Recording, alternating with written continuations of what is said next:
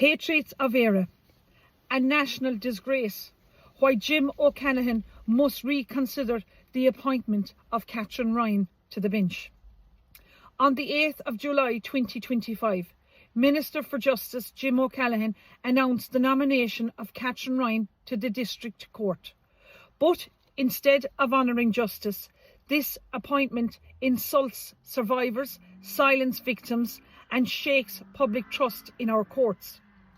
Catherine Ryan, managing solicitor at the Legal Aid Board in Limerick, actively obstructed a domestic violence victim from accessing legal aid during divorce proceedings, despite the victim being fully entitled.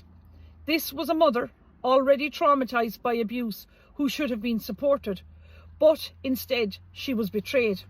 Why? Because the probation officer involved, allegedly in a relationship with the victim's husband, was Catherine Ryan's best friend. That friendship became a weapon. Catherine Ryan didn't just deny help, she humiliated the woman, forcing her to get a valuation on her car to prove her eligibility for free legal aid. Even the garage involved said they'd never been asked to do such a thing ever before. The victim was given the runaround by Catherine Ryan and a system she believed would protect her.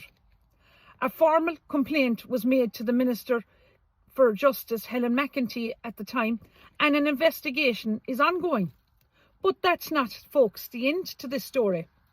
Catherine Ryan is married to solicitor David O'Brien, now practising with McMahon O'Brien Tynan Solicitors firm based in Limerick.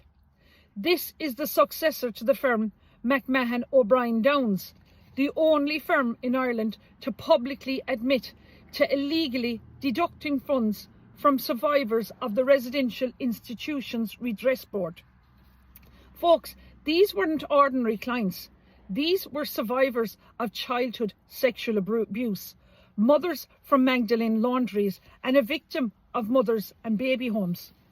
Now in 2025, it has emerged that that firm, under its previous name, is again under internal investigation for allegedly double charging up to 20 survivors, some of whom were illiterate, with sums reaching €10,000 per person. At the time, on RTE's Liveline, partner Seamus Downs confirmed the investigation, stating that those affected would be refunded. The Law Society of Ireland has since received 29 formal complaints on their helpline phone in a single day, and confirmed that they are speaking about the details and about seeking details of the firm's practices. Where criminal activity is suspected, the Law Society says it will now notify the Gardaí, but the silence until now has been deafening. The country has seen scandal after scandal. Institutions that were supposed to protect instead colluded, covered up and cashed in on silence. And now Catherine Ryan, linked by marriage and conduct to those same structures, is to take a seat on the bench. How, folks, can this happen? Who was vetting this appointment? How can we trust justice from a woman who denied it to others? It is not simply acceptable that a woman under investigation for obstructing a domestic violence victim could soon rule on cases involving the same probation officer, or cases involving survivors of institutional abuse and firms like the one her husband belongs to. This, folks, is not a matter of politics. This is about trust, decency and the basic right to fairness.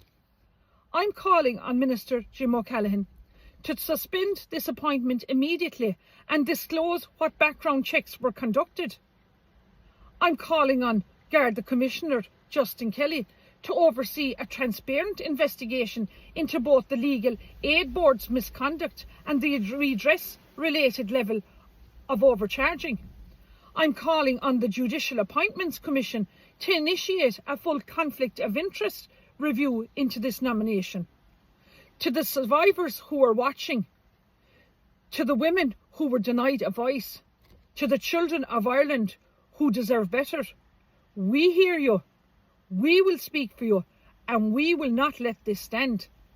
Ireland deserves judges who lift up justice, not bury it. And folks, in just 5 days, 2 Gardaí have been attacked, both by foreign men, while simply doing their job. One was hospitalised after trying to disarm a man walking through Ballyogan with a sword in the dead of night. A sword in Ireland. This is not normal. This is not safe. And this is not Ireland we want to leave for our children.